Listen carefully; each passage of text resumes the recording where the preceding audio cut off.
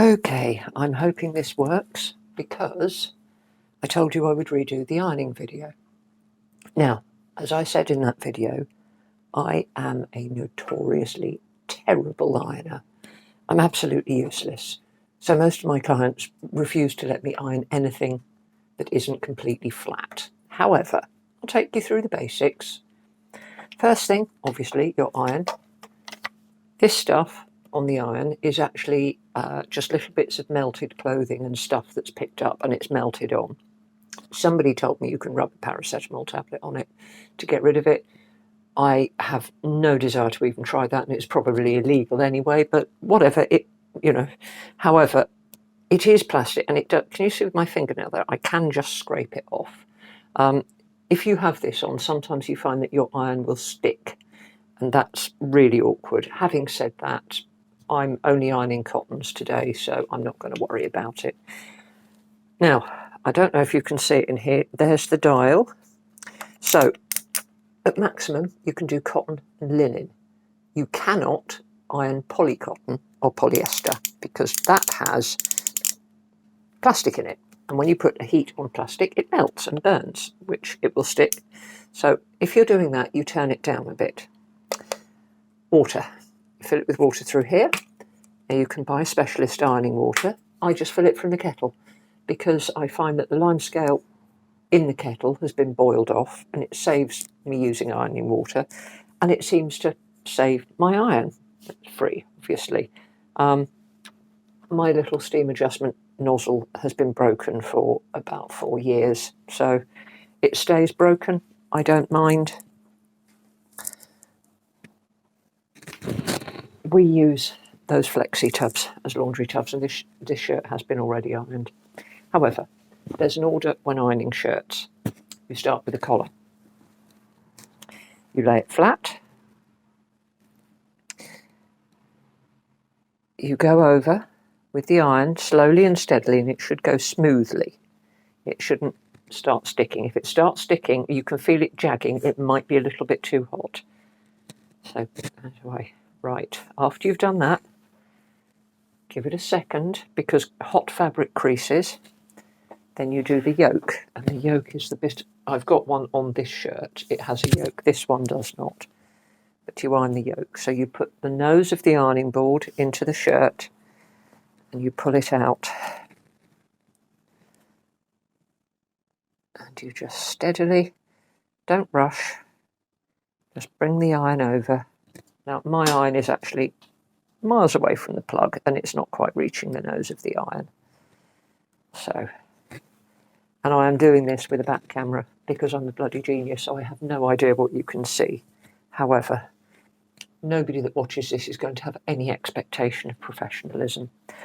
I've done the back, I've done the collar, I've done that. Now I'm going to do the cuffs. Remember that in French cuffs, like these, they will be folded out. So if they are double cuffs, you make sure that the bit that sits on the inside is the bit that looks smooth and perfect. If you've got single cuffs, then it's the other bit. I've ironed my cuff, I then do the other one. If you think I'm doing it properly for you lot, again, you are mistaken. Right, sleeve. Get hold of the seam that runs underneath the arm and put it straight, and then lay the sleeve on the ironing board and smooth it flat with your hand, like that. Put your iron on, gently move your iron over. To do that, I always end up with creases in the top of my sleeves.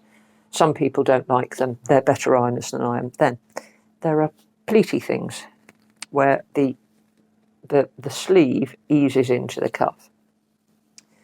If you pull and ease the nose of the iron into those, as it eases in, it will open them out and go in there. After you've ironed both sleeves, you move on to the fronts. So pull that bit down. God, you're going to feel seasick. This is really wobbling. Try that. Once you've done that, you do the front.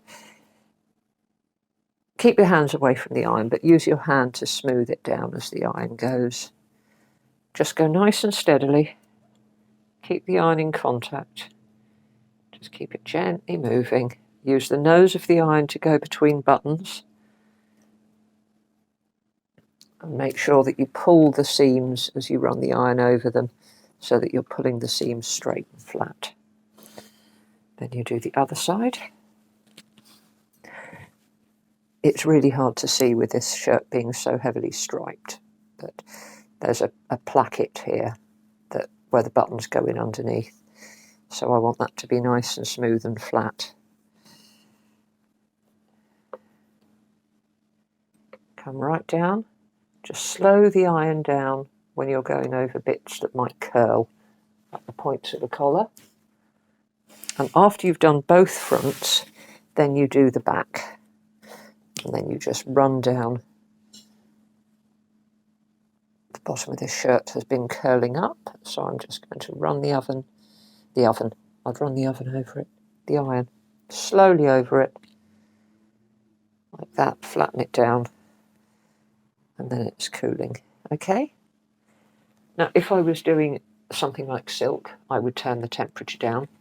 If you are ironing something that you are unsure of, use a cloth. Use a piece of cloth, a clean tea towel would be fine. If it's something thick and you're not sure how much steam your iron puts out, you can use a damp cloth because that will produce the steam. And the cloth will protect the fabric underneath from the heat from the iron. It's very good for polyester because polyester's a bugger. The cotton in it is hard to iron at a cooler temperature, and the polyester melts at a higher temperature. And there is, in fact, a sweet spot where you can do it. But to be honest, finding it can be a bit of a ball ache. So, what have I got in here? Oh, yes. T-shirt. Can't remember whose T-shirt that is. Same deal. I take my washing off the line if I'm intending to iron it ever so slightly damp. It is easier to iron slightly damp because, again, you don't need the steam of the iron. I hate ironing. I'm not that fussed on it. I don't think people really need to do ironing as much as they think, but I do know some of you like it, and some of you obviously will have jobs where you're expected to wear a shirt and look fairly smart. If you are doing any job like this, it is always easier to do it if you are listening to the radio or you are listening to an audio book. Some people like to watch the telly while they iron. I'm not one of them, A, because I don't have a telly, and B, because I'd burn holes in everything because I'd be distracted. My mother-in-law, who is out and out the best ironer I've ever met, and the weird and strange woman doesn't seem to mind ironing. She always used to do it listening to Terry Wogan, bless his cotton socks, who is now passed. But she puts on the radio and she happens to just listen to whatever she's listening to, and she whips through it at high speed, and at the end of it she's got beautifully perfect ironed everything. And her particular ironing ability is to iron everything and hang it up and fold it up so it's perfect. Mine is iron it badly, pile it up, put it in a drawer, get it out, realise that it needs re-iron again, put it back into the ironing basket, and there it will stay. Many years ago, when my children were small, my ironing pile was literally 6 foot high. And I went through it and realised that some of the items in it had been there for over a year, so I just got rid of the whole lot. I didn't bother keeping anything in it because I obviously didn't need it and it had gone dusty. And I can truthfully say that was probably one of the best decisions I ever made. And then I'm just going to fold the T-shirt so it's vaguely folded and will fit into my drawer, which I tidy up once every couple of years. And everything's neatly arrayed. And within a year it's a mess and it takes me another year to tidy it up. But then that will just fit in my drawer like that with all the others and I can find it. Like I said, it's not a difficult task, but it's one I absolutely bloody hate.